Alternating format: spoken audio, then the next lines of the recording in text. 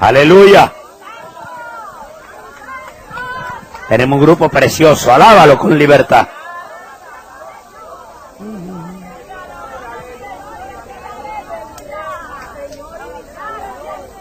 Santo, santo, santo. Dios le bendiga mucho. Un aplauso grande para el Señor en esta mañana. Fuerte, duro.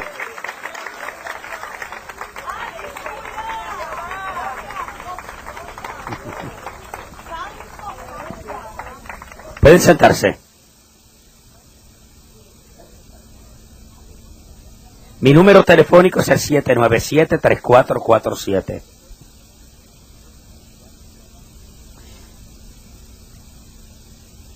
Esta mañana vamos a tocar un tema bien identificado con el ser humano. Son de estos temas que nadie toca, jarabe por la radio, a menos que no tenga un concepto de lo que es su consejería. A nosotros nos está oyendo miles y miles de personas.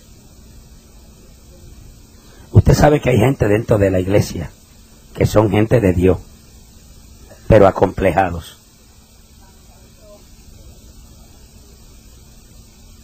Y un bajo sentido de autoestima. Le estoy hablando verdad.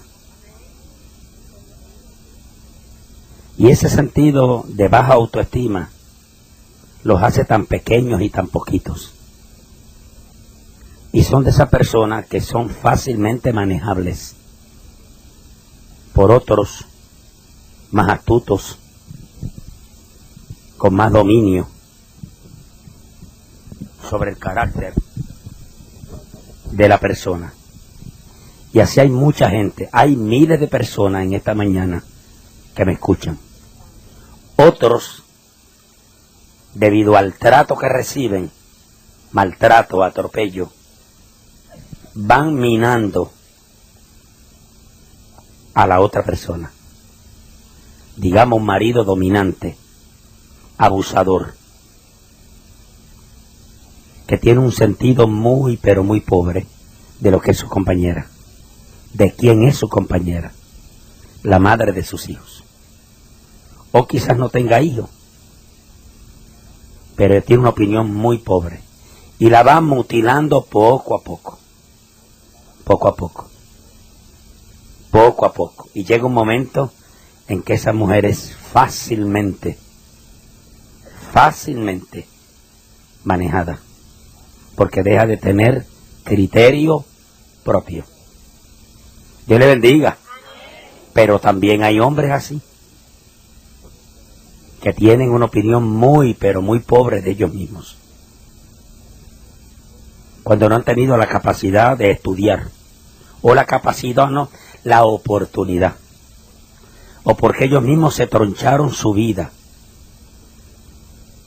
porque no tomaron en serio los estudios, porque vivieron sin ilusiones, porque quizás vinieron de un ambiente donde no cultivaron ni lo proyectaron hacia el porvenir.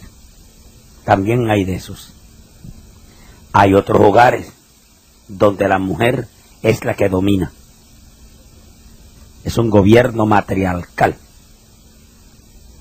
Eso se le llama castradora de hombres. La palabra está durita, ¿verdad? Pero échenle la culpa a los psicólogos.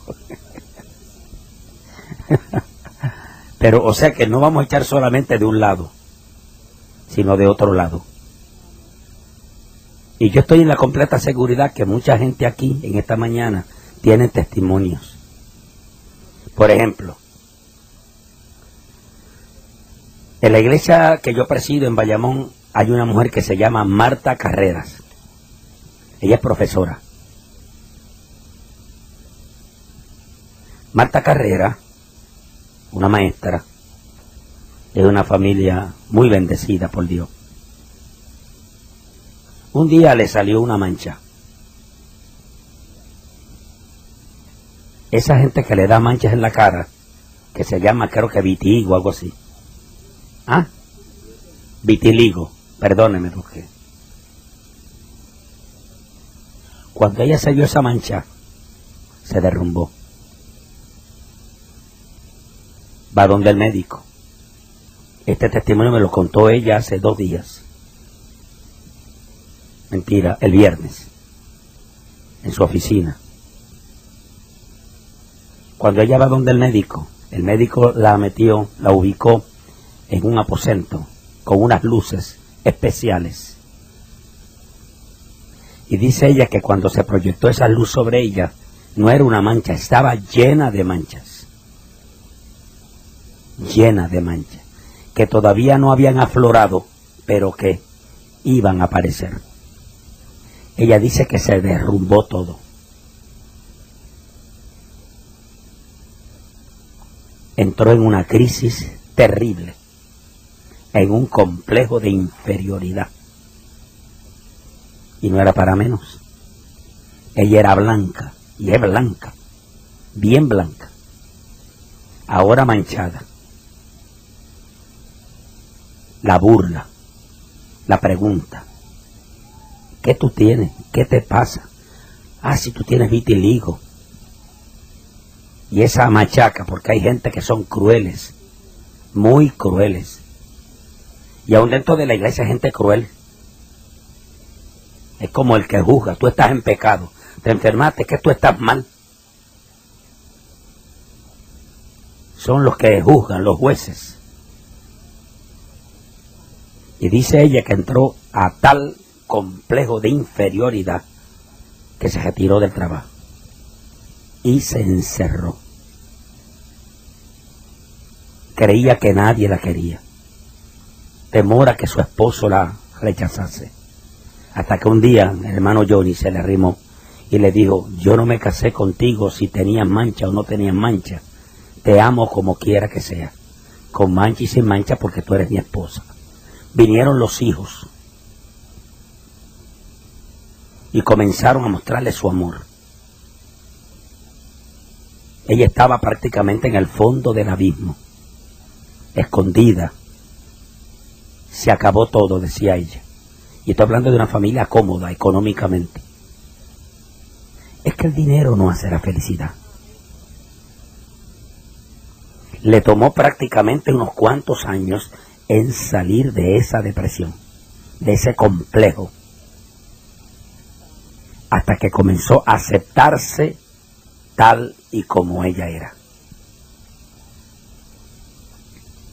No es fácil, pero inició el proceso y volvió a la escuela. Tuvo 6 años más. Todavía tiene la enfermedad, pero ya no le importa.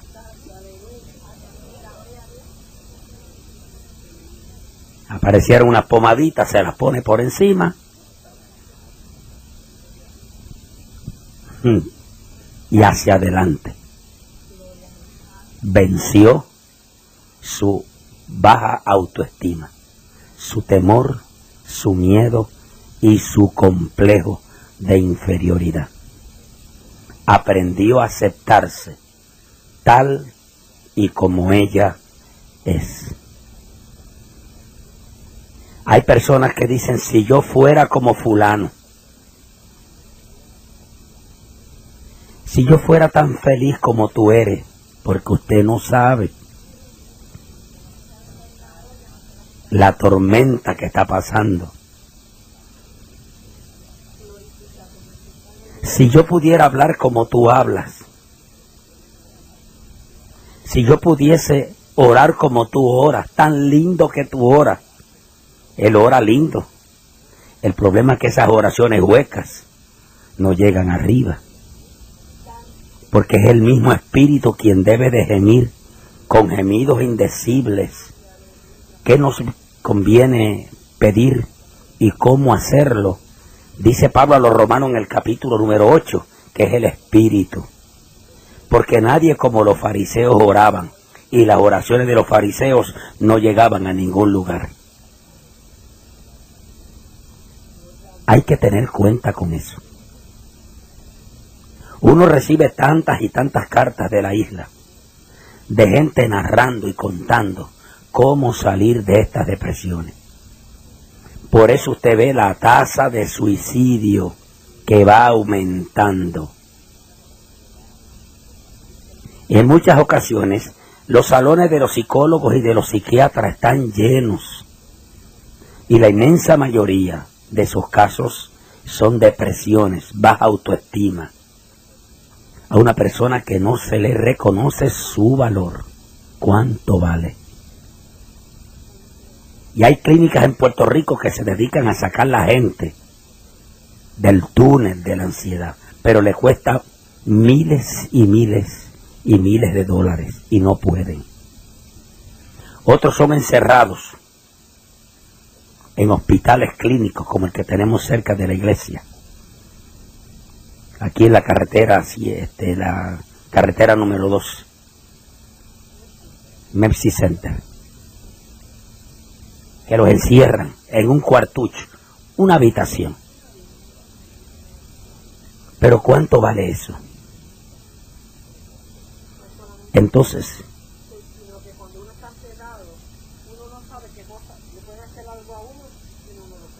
yo lo que quiero en esta mañana, ¿sabe qué? Es que si usted tiene algo que le impide, que le molesta, es como una cuña, como un obstáculo, para que usted pueda ser feliz. Quiero decirle además que el Evangelio sana, el Evangelio cura, que el Evangelio es medicina para el alma, porque no basta estar sano del cuerpo. Si el alma está enferma, todo el cuerpo está enfermo. Es el alma. Alaba, alma mía, Jehová. Por eso es que el salmista decía, ¿por qué te abates, oh alma mía? ¿Por qué te conturbas dentro de mí? No le dijo, ¿por qué te abates, cuerpo mío? Dijo el alma, y cuando el alma está enferma, todo se enferma. El espíritu se contrista, se apaga, se entristece, se quebranta. Y no estoy hablando del Espíritu Santo, estoy hablando de mi espíritu, mi alma. Y hay una cosa que se llama enfermedades psicosomáticas. Y hay un montón de gente sentadas en las bancas de la iglesia que funcionan a base de medicamentos, pastillas para los nervios, como decía la hermana, sedados, para tener un poco de tranquilidad. ¿Es usted así? ¿Cuántas miles de personas que me escuchan están diciendo que sí? Yo quiero orar por ti en esta mañana. Al 797-3447. Personas que ya están planificando, ha pasado la idea por su mente de suicidarse. ¿Sabe usted que el asunto del suicidio aún está dentro de la gente cristiana? La idea. Y déjeme decirle que dentro de esto son verdades que duelen, pero hay que decirlas. Hasta ministros se han suicidado, predicadores y maestros de las escrituras, porque la depresión y la baja autoestima no elige, agarra a cualquiera. Y la depresión llega en un momento dado que usted ni tan siquiera se da cuenta. Y que ataca a grandes y pequeños, a viejos y a jóvenes, profesionales y no profesionales, damas y caballeros. Eso viene, amado. Es una cosa terrible. Yo no sé si usted ha pasado por una depresión.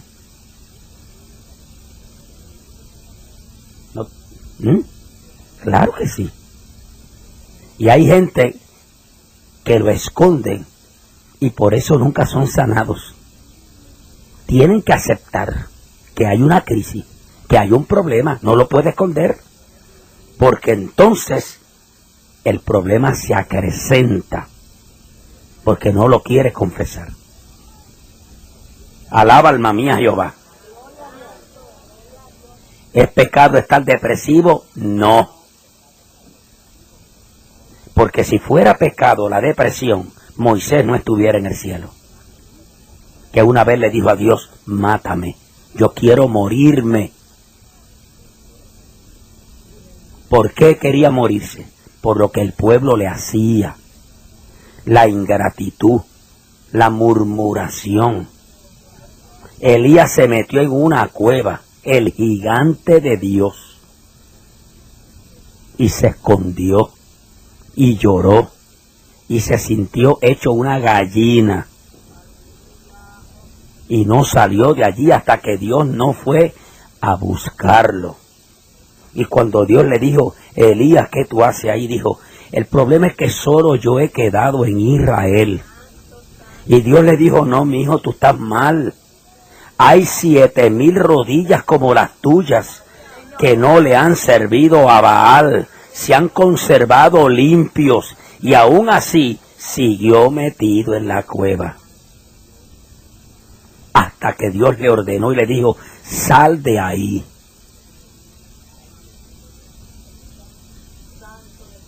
Terminó su ministerio y a la larga Dios se lo llevó. Vivo. Vivo. Dios no lo condenó. Dios lo ayudó. Alábalo. La depresión no es para condenar. Santo. Lo ayudó Dios. Dios lo ayudó. Se le manifestó en el fuego. Tembló la tierra. Múltiples señales. Cuando Elías sacaba la cabeza, como la tortuga que la saca y la mete para adentro, en esas manifestaciones, en ninguna de ellas apareció a Dios. Pero en un momento oyó un silbo apacible. Qué lindo. No es la tormenta, no en el viento, en un silbo apacible. Eso era lo que quería, eso era lo que necesitaba el profeta. Apacible, paz. Todavía me amas, aunque yo te fallé. ¿Sabe usted que antes de subir a la cruz, Cristo pasó por una crisis terrible en el Getsemaní? Porque Él llevó todas nuestras enfermedades y todas nuestras dolencias. El castigo de nuestra paz fue sobre Él. ¿Sí o no? Como oveja fue llevado al matadero. Y cada herida y cada azote y cada escupitao y cada bofetón que le dieron cuando le clavaron la corona de espina con un fuete romano que en las puntas lo que tenía era acero, y cada vez que la descargaba, el que estaba encargado de hacerlo con toda la furia le arrancaba la carne, no el tejido, la carne abajo. Imagínese los borbotones de sangre. ¿Cuántos azotes? ¿O no fueron 40?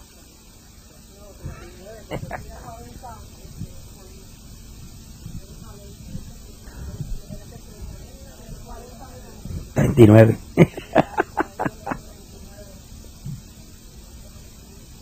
Dígame si en el Getsemaní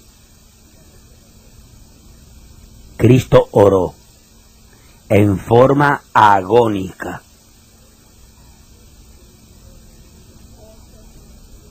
Sudó a tal manera solo que aquel sudor se convirtió prácticamente en gotas de ¿qué? De sangre. ¿Y qué dijo? Padre, si es tu voluntad, pasa de mí esta copa. ¿Qué le dijo el papá? No, tienes que llevar la cruz.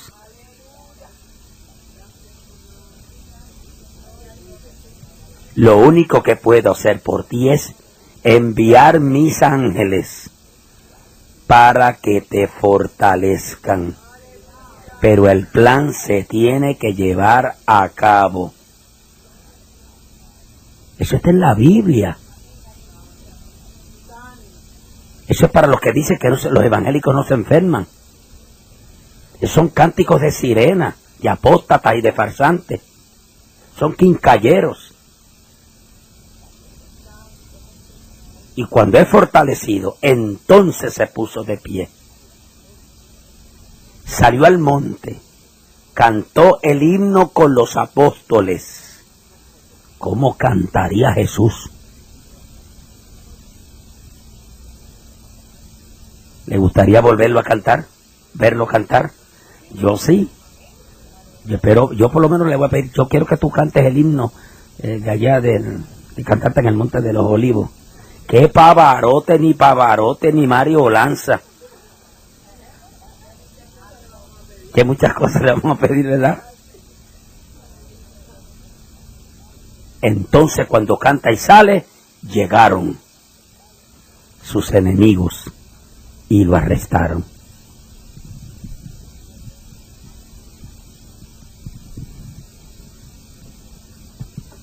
Mi número telefónico es el 797-3447. Recuerde las depresiones que pasó el salmista David. Imagínese cómo se sentía este hombre. Su hija Tamar violada por su medio hermano Amnón. El violador fue asesinado por su hermano llamado Absalón.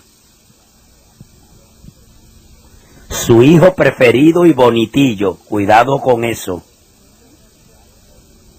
se rebeló contra él, su padre, y tuvo que salir huyendo de Jerusalén, porque el hijo lo iba a matar.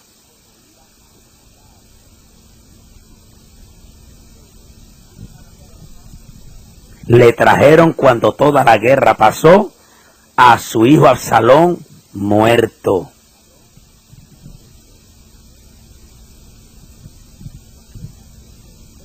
Cuando pasó por el pecado del adulterio, cuando la soberbia lo abatió, tratando de impresionar porque el número de soldados que tenía era más grande o igual al número de soldados que tenían los reinos adyacentes a Israel, y a Dios no le gustó. Alábalo. ¿Cuántas veces cometemos errores, pequeñas locuras, que las tenemos que pagar caras? Dios perdonó a David, pero le dijo, la espada no será quitada de tu casa. Dios le bendiga, porque la paga del pecado es muerte. ¿Te atreves a levantar las manitas y alabar a Dios? Alábalo.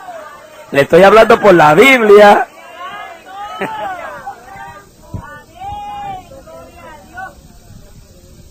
Si usted está escuchando y está en esta condición, yo quiero que usted ore por mí.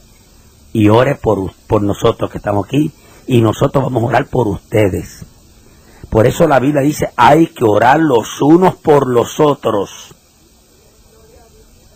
Por eso Pablo dice, ora sin cesar. Que el Señor dijo, orad sin cesar. Y Pablo dice, orando en todo tiempo, con toda deprecación y súplica en el Espíritu. Crisis. Pablo también pasó por otra crisis seria. Sus más íntimos colaboradores lo abandonaron cuando más los necesitaba. Casi nunca en las grandes crisis usted tiene amigos. Los amigos también se van. O llegan amigos que usted nunca en su vida hubiese querido que llegasen. Por eso mi abuela decía, amigo, ratón del queso. Y un peso en el bolsillo sin cambiar, dice Pilar. Yo no sabía ese.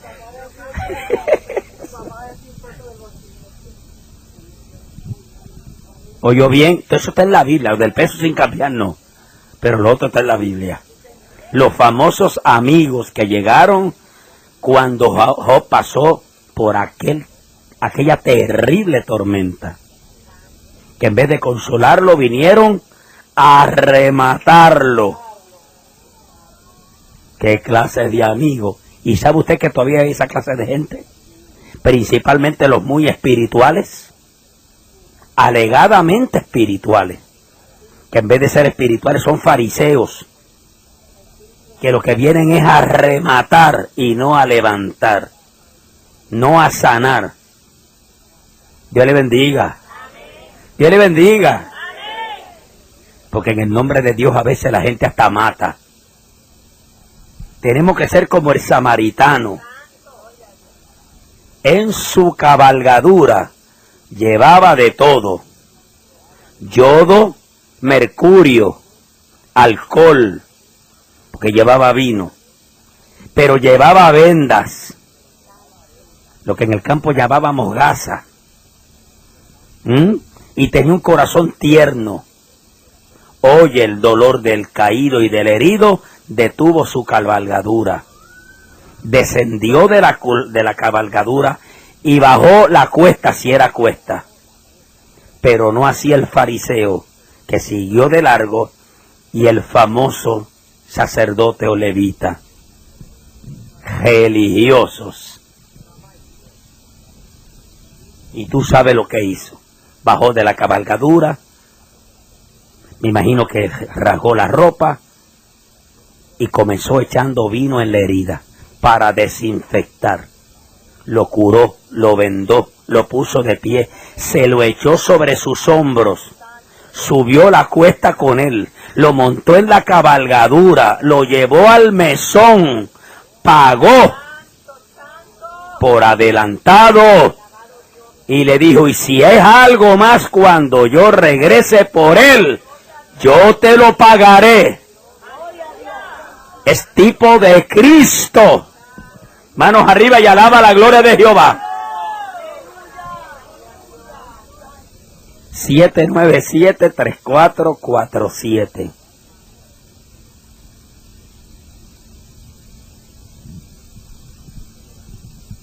Yo quiero orar por usted, los que me escuchan. ¿Ha pasado usted por alguna depresión? ¿O está pasando? ¿Tiene miedo que alguien la sepa? Porque si le cuento la mía, estamos como hasta las 4 de la tarde.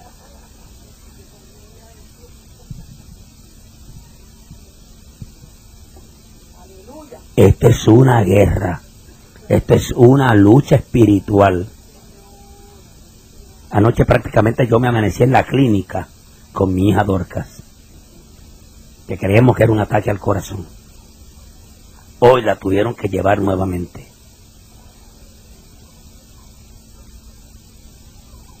Porque tiene el esternón inflado, hinchado. Este es el esternón. O sea que usted arregla un problema y de momento surge el otro. Herirá y todo se cae. Cuando lo atacamos de frente, él viene por la espalda. Cuando lo arreglamos por la espalda, él viene a la derecha, viene a la izquierda, viene de arriba o viene de abajo. En el hogar, un hijo, la economía, el trabajo, quebrantamientos, tantas cosas que nos suceden. ¿Sí o no? Y si usted no está afincado sobre la roca, todo se viene abajo. Por eso la Biblia dice, el Señor dijo: edifica tu casa sobre la peña, sobre la roca. Alábalo. Y aunque venga lo que venga, oh gloria a Dios, la casa no será echada abajo.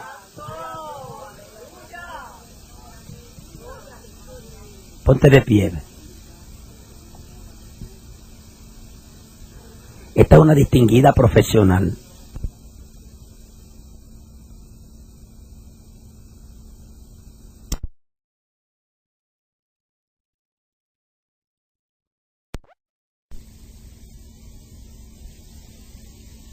En la oficina de la superintendencia del departamento de instrucción. ¿Cómo viniste a la iglesia? Escuche.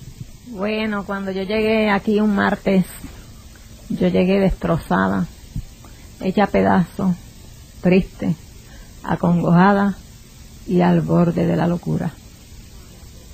Eso fue el día 7 de diciembre de 1993. ¿Por qué recuerda la fecha? Fue una fecha muy importante porque el día 4 de diciembre, fue un sábado, yo iba a hacer compra sola y escuché una voz que me dijo: el martes vas para la iglesia del reverendo Torres Ortega. Y yo dije, el domingo yo voy para mi iglesia. De momento reaccioné y dije, pero Señor, si yo me estoy volviendo loca, esto era lo último que me faltaba porque estoy oyendo voces. Y el domingo fui a la iglesia, claro. Pero no habían dicho que era el domingo, que fue el martes. El martes yo iba para una convención en un hotel de mi trabajo. Y mientras yo planchaba el traje que me iba a poner, yo cantaba. Canté un corito tantas y tantas veces que se me olvidó. Solamente lo único que recuerdo es el título. Y se titulaba Hoy es el día que hizo el Señor. Cuando salgo de mi casa para ir a la convención, llego a la carretera 167, carretera Comerío, y en lugar de coger para el norte, porque yo tenía que ir para San Juan, cogí para el sur y llegué aquí a la iglesia. Yo no sabía dónde estacionar el carro, me estacioné como 20 veces, pero como que algo me ataba, yo no podía salir de aquí. Era bien temprano, hasta que me bajé y entré a la iglesia. Entré y me senté al final de la iglesia. Yo nunca había venido aquí. Había un anciano en la iglesia y se acercó a mí para pedirme un bolígrafo. Y yo le dije, tengo un bolígrafo, pero yo vine por primera vez. Y me dijo, ¿y qué hace usted aquí al final? Oh, no, usted no se puede quedar aquí, usted se viene conmigo, véngase al frente. Se va a sentar conmigo. Y desde ese momento yo me estoy sentando en ese mismo lugar. Cuando, pues yo no sabía que se cantaba ni nada de esas cosas, y lo menos que yo pensaba era venir a una iglesia, jamás. Pero los planes del Señor son diferentes a los planes del hombre. Y de momento vi a aquel hombre que se paró allí a cantar. Hoy sé quién es, se llama Freddy Díaz. Y mientras Freddy cantaba, las lágrimas corrían por mis mejillas. No sabía por qué yo estaba llorando. Y yo solamente me decía, pero dirán que yo soy loca porque estoy llorando, pero nadie me miraba. Y se cantó mucho. Cuando yo veo un hombre que viene del extremo derecho, yo dije, ese es el pastor. Jamás había yo visto el pastor de esta iglesia. Y el pastor entró saludando a todo el que estaba de frente. Y yo que estaba a la esquina de la primera banca, vino donde mí y me dijo, ¿estás enferma? Pero como yo no estaba enferma, yo estaba muy bien. Le dije, no. Y la misma voz que me habló el sábado me dijo, sí, estás enferma del alma. Y yo me quedé petrificada, pero como yo no sabía nada,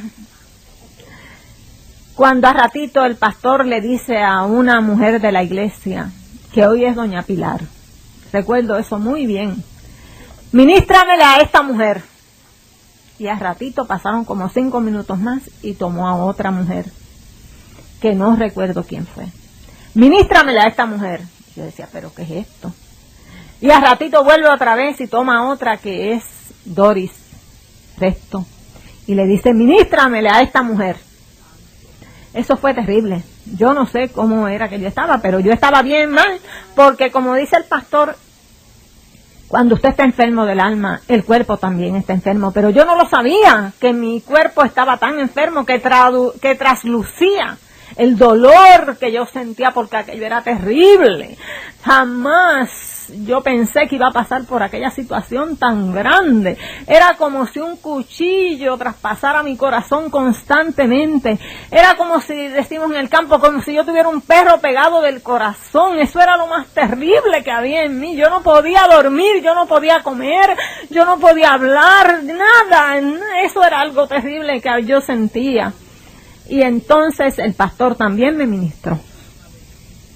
Pero el Señor tenía unos planes tan bonitos como que me ató a esta iglesia. Y yo iba a mi trabajo, yo trabajaba en Trujillo Alto. Y yo cogí ese tapón y yo no sé cómo en mis manos me salieron alas y alas en los pies. Y yo hacía todo tan rápido en mi casa cuando yo llegaba de trabajar, que yo llegaba los lunes, los miércoles, los viernes y los domingos a esta iglesia bien temprano. Y yo dejaba todo hecho en mi casa. Y ese lunes el pastor estuvo hablando sobre la ira. Pero como yo no tenía ira, yo no me sentía aludida. Y mandó a orar a la iglesia. Y yo pues hice lo que hicieron los demás, también me hinqué. Y me fui contra la banca. Y de momento siento que unas manos se posaron sobre mi cabeza. Y me estremecí cuando oí la voz del pastor que me decía: salga de ti la ira, el coraje, el odio, el rencor. Santo. Pero eso no fue lo más importante. Oh Dios, porque fue que cuando el pastor puso las manos sobre mi cabeza, fue fuego lo que me llegó a la cabeza. Yo creía que mi cabeza estaba hecha llamas. Aquella oreja yo la sentía achicharrada. Oh Dios, pero yo decía: Señor, ¿pero qué es esto? Pero que cuando el pastor hablaba, que no recuerdo tanto que me dijo, en mi mente lo que yo sentía era como un torbellino, como si fuera un viento recio que iba dándome vueltas alrededor como un remolino. Y yo creo en eso, como yo no, lo que yo tenía en mi mente era la depresión, aquella cosa tan grande, yo no le presté atención, pero hoy sí sé que el Señor estaba limpiando mi mente. Y yo decía, cuando yo llegué a mi casa y me ve esta oreja, porque la oreja por donde él me habló fue la oreja donde más se me quemó. Cuando yo llegué a mi casa y vi esta quemadura que yo tengo, la oreja achicharrada, el pelo, yo sentía que el cuero cabelludo me quemaba. Y llegué a mi casa y me miré, yo no tenía nada, estaba perfectamente bien. Y dije: ay Señor, ponle puerto a mi barca. ¿Saben por qué? Porque yo no podía desatarme de ir los domingos a oír misa y los domingos por la noche venir para acá. Era una atadura terrible. Aquí venía porque me traía alguna fuerza que yo no entendía, pero también iba a la otra. Y cuando dije así, en el poco sueño que yo tenía, yo quedé dormida y tuve un sueño. Y en ese sueño yo vi dos puertas de madera bien grandes. Y en una de las puertas había un óvalo, que es una figura geométrica parecida a un huevo. Y en la otra, un cuadrado de la misma altura ambas. Dentro del óvalo vi un hombre. Y este hombre tenía una túnica blanca bien sencilla. En su cintura tenía un cinto fucsia con bordes de oro. Su pelo llegaba hasta sus hombros y era un color castaño claro. Sus ojos color de miel. Y su expresión no era triste, no era alegre, no tenía coraje. Aquello era algo maravilloso. Y de su cuerpo, de todo su cuerpo, salían muchos rayitos de luz, de muchos colores. Al otro lado, en el cuadrado, yo vi el corazón de Jesús. Y una voz me dijo de arriba: mira el piso. Y yo miré el piso. Se abrieron aquellas puertas y yo pasé. Cuando pasé adentro era como una iglesia parecida a la que tenemos aquí. y habían muchos hombres en una esquina y mujeres. Y cuando miro hacia la derecha, vi al pastor que venía con un traje negro y con su caminar peculiar que él tiene, muy distinto al de nosotros, caminando bien ligerito, porque el pastor se caracteriza por ese caminar. Y yo lo vi como caminó bien ligerito, se acercó a las personas y dio órdenes, no sé, pero esas órdenes se obedecieron y yo le seguí. Y él me empezó a mostrar lo que había detrás del altar. Me enseñó como unos cuartos, pero yo no entendí ese sueño. Miren, yo no entendí nada de lo que a mí me pasó hasta después, porque lo que había dentro de mí era lo que yo tenía, el problema y el problema y el problema y mi dolor. Y hoy yo entiendo que lo que el pastor me mostró fue el aposento alto. Bueno, pero esto no se queda ahí, porque sucede que yo estaba llegando aquí al templo, yo no sabía orar. Y entonces, una fuerza poderosa. En 2 ocasiones me bajaba de la cama por un mes consecutivo. La primera, me bajaba y yo caía de rodillas. Tampoco entendía cuál era el propósito. Pues miren, el propósito era que el Señor me estaba enseñando a orar, a que yo usara las rodillas que Él me dio, porque ante su presencia todas rodillas se doblan. Y yo tenía que humillarme. No era ver televisión que Él me levantaba. Aquella fuerza no me levantaba a mirar por la ventana o a llorar. Me levantaba a irme de rodillas para orar. Volvía y me acostaba. No pasaba un largo tiempo cuando me levantaba la misma fuerza otra vez. Esta vez tampoco era para ver televisión, ¿saben? Era que yo tenía una Biblia y la Biblia era allí en mi casa para lujo, pero yo nunca había leído la Biblia. Entonces me enseñó a leer la palabra. Yo me metía en el baño y con aquel dolor tan grande, porque aquello no se iba de mí, ni de día, ni de noche, ni en ningún momento, donde quiera que yo estaba, aquello estaba conmigo. Ay, Dios mío, qué cosa más terrible. Y yo abría aquel libro. Ay, porque aquel libro era la medicina que Él tenía para mi dolor. Y cada vez que yo abría aquel libro, había una palabra de consuelo para mi dolor, para mi tristeza tan grande. Y al pasar ese mes, iba yo para mi trabajo por la mañana bien temprano, porque ustedes saben el tapón que se forma en Bayamón. Iba por donde hoy está el Fondo del Seguro del Estado. Ahí hay un semáforo. Y ahí yo vi, cuando me paré, cómo mi pecho se abrió. Y vi que de mi pecho brotaba una plantita pequeña. Aquella plantita parecía como una matita de habichuela, pero las hojas no eran redondas. Eran bien finas y puntiagudas. Al otro día volví a ver la misma planta, pero ya aquella planta no era pequeña. Ya aquella planta había crecido bastante y ya tenía 2 hojas más. Después no volví a ver más la planta. Y yo decía, ¿qué fue lo que yo vi? Pues miren, ahora yo entiendo que el Señor tenía que cambiar mi corazón. Porque es que Él no podía habitar, Él no podía entrar al corazón que yo tenía. Porque mi corazón no era de Él, era del mundo. Yo vivía una vida que no era agradable al Señor, porque yo lo que vivía era, mi Dios era mi trabajo y mi marido. ¿Ves? Y entonces Él tuvo que empezar a cambiar mi corazón. Todo lo que el Señor hace, lo hace bien. Y si yo pasé por esta crisis tan terrible, que no le deseo a nadie que pase por ella, era porque era necesario. Si no, yo no hubiese conocido a Jesús. Entonces, como trabajaba tan lejos, yo quería venir a la iglesia más cerca. más a menudo. Pues yo le dije, Señor, ya yo no puedo más pagar esta casa donde yo vivo. Mi esposo se había ido de mi casa, se había ido con otra mujer, me dejó con mis 3 hijos.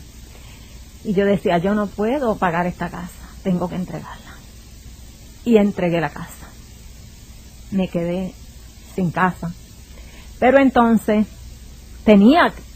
no podía seguir trabajando tan lejos. Y fui hasta una persona que me podía ayudar para darme un cambio. Y me dijo, tú sabes lo difícil que es esto no es así de darte un cambio. Tú tienes que ir a competir, porque la posición que tú ocupas es de competencia. Pero vamos a ver qué se puede hacer contigo. Escríbeme una carta más o menos así. Pero si yo no tenía cabeza, si yo no podía ni hablar casi tan siquiera, allí mismo fui copiando lo que él me dijo. Hice la misma carta que él me dictó y se la entregué al otro día. Cuando menos yo me lo esperaba, llegó un cambio para mí. La misma posición que yo tenía en Trujillo Alto, aquí en Bayamón. Pero fíjense que yo estaba pasando por una situación bien triste. Yo no tenía casa donde vivir porque había entregado la casa. Estaba en esos trámites. Y yo iba a orar a casa de un matrimonio cristiano. Un hombre de ayuno y de oración, ciego. Y me dijo ese día, no te desesperes, que tú vas a tener una casa donde vivir. Yo le dije, ¿yo cómo? Y me dijo, sí, porque yo estaba orando por ti. Y del cielo bajó una casita blanca pequeña. Y una voz me dijo, esa casa es para ella. Y entonces, tú estabas al lado de esa casa. Y tienes que tener fe porque vas a tener una casa. Yo fui a la Junta de Retiro para Maestros y conseguí un préstamo. Y me dieron un préstamo tan pequeño porque yo había, 15 de mis 14 años. Yo los pasé en los Estados Unidos y eso no cualifica para acá, para retiro. Y pues el préstamo era muy pequeño, pero yo decía, ¿cómo yo voy a conseguir una casa con tan poco? ¿Cómo están las casas de cara? Pero ese día pues apareció mi esposo por mi casa y me dijo que como tú andas buscando una casa, hay un señor que está vendiendo una casa por allá por Toa Baja, si quieres irla a ver. Yo le dije, claro, sí, quiero irla a ver. Después mañana yo te vengo a buscar para que vayamos con el dueño de la casa. Cuando llego y veo la casa, le digo, ¿y cuánto usted está pidiendo por esta casa?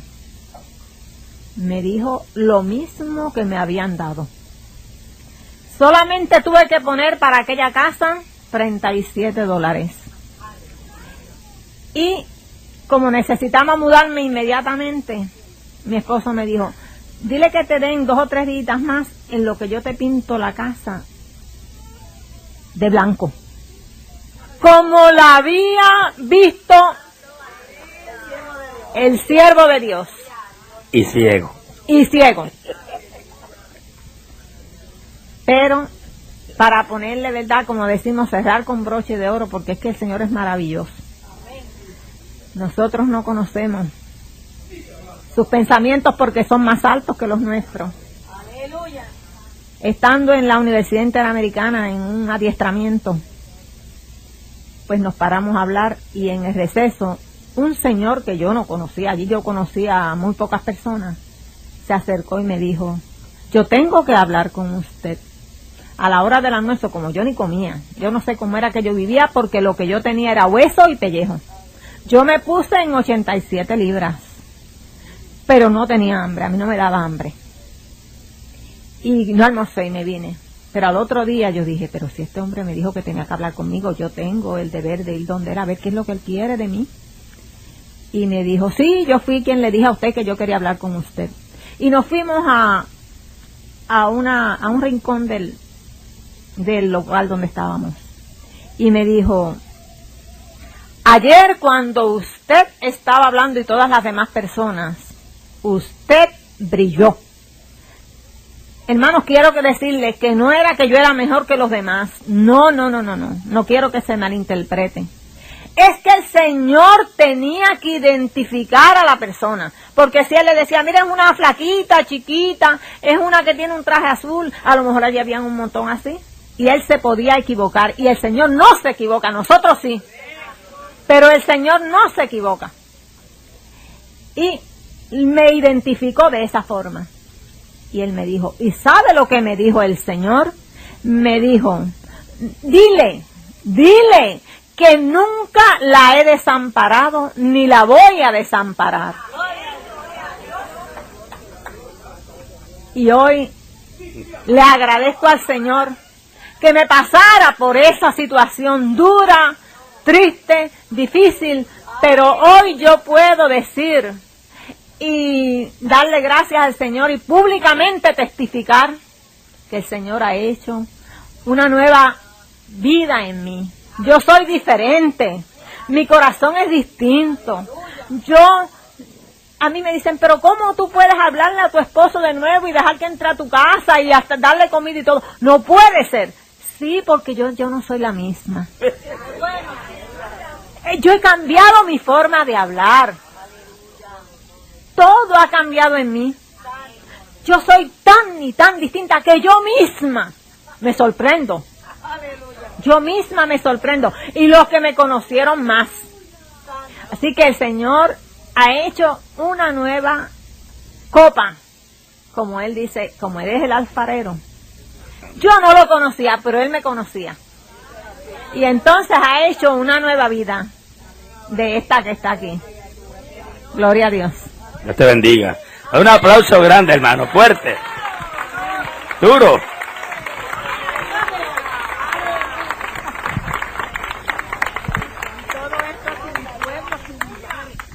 Mi número telefónico 797-3447. Usted no tiene que escribir eso. Sí. Y a las personas que en esta mañana están pasando por depresiones, porque el problema de la señora Moreno, ella es una alta ejecutiva. ¿Cuál es tu posición en la escuela? Superintendente de escuela. Ella es superintendente de escuela. Pero a pesar de todo ese bagaje moral y espiritual y capacidad, un día llegó el día del conflicto.